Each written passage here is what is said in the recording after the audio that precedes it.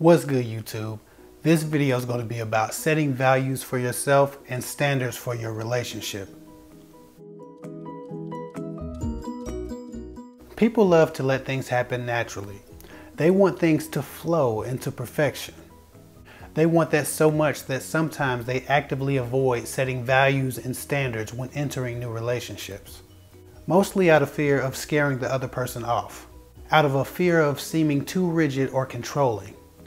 I suppose the hope is that the new love does everything right by chance, and that they naturally fall in line with the order that you haven't set but wish you could have. Women often write me and ask me about how to bring up issues with their man. He's doing this thing or that thing that makes them feel small and insignificant, but they don't want him to be upset with them or to think that they're just causing drama by bringing it up at all. It's always apparent that there have been no standards established for the relationship from the very beginning. Many of these women spent the courtship period of the relationship doing their very best to be easy to deal with.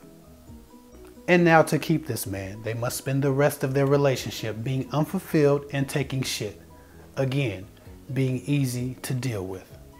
Someone recently wrote me and said it seems like they've been tolerating way too much of things that they don't want. How can they set boundaries without driving every man away? My answer to that question is early. Set the boundaries early in the relationship, before those lines have even been crossed. Setting boundaries with people is a whole lot easier than correcting people. Before you ever give yourself to a man, he should know what you stand for, and he should know what's required of him. Good men love when lines are clearly drawn. And in most cases, they have an idea of standards that they would wish to define with you as well. Structure isn't what scares men away. Emotional fragility scares men away.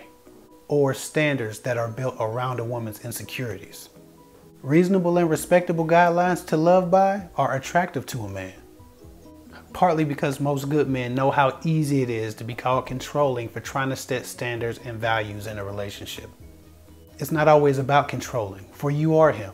It's about respect, and decent men know that. So if standards run them off, fuck them. They probably didn't have the best intentions to begin with. Now, if you miss the opportunity to define your standards in the beginning, you may find yourself in a situation where you have to express disdain for an inconsiderate behavior. A man who refuses that correction may not believe in compromise. Which is why you probably want to find out if he's capable of compromising before things get too serious. I mean, how can you even know if you're compatible if you don't know each other's behavioral likes and dislikes? People are so worried about having a spark or not scaring someone away that they don't spend enough time finding out the pertinent information about each other's needs before a relationship is even started. They are afraid of that conflict. But know this. One of the biggest problems with avoiding conflict is that it causes conflict. So even if you're late in doing this, it's as easy as having a conversation that starts with, "Hey, so what are the deal breakers for you? What do you need from me to be happy? Is there any way that I can disappoint you that I might not know about?" Start off by offering your ear to their unexpressed standards. If they care about where things are going, they should ask you about yours in turn. If they don't, just jump in and start talking about the shit that matters to you. Because at this point, it's in context. And just like any other conversation, it's a back and forth until you've reached a mutual understanding. You asking those questions of them creates a situation where you are vulnerable to judgment. So be prepared. Understand that you'll be creating an opportunity where their intimacy and honesty can be reciprocated with your own. And that's when you present your standards. That's all I got on that for now. I hope that helps. I may have to revisit this topic in the future, but before I go, I would just like to say for all those people who are asking, yes, I'm finally doing one-on-one conversations. No, they aren't free, but if you're interested, you can write me at talkwithkevhick@gmail.com. If you just want free email advice and no consultation, write me at kevhicktalksguyswithgirls@gmail.com.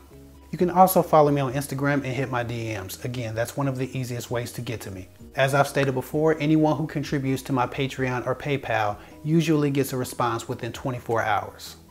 48 at the max. If you do decide to donate, let me know in the subject line so that your email sticks out to me. Everyone else may have to wait depending on how full my inbox is, but I try to get to everybody. I'm a bit backed up right now. I probably have about 30 emails waiting, but I will attempt to get to those people as well.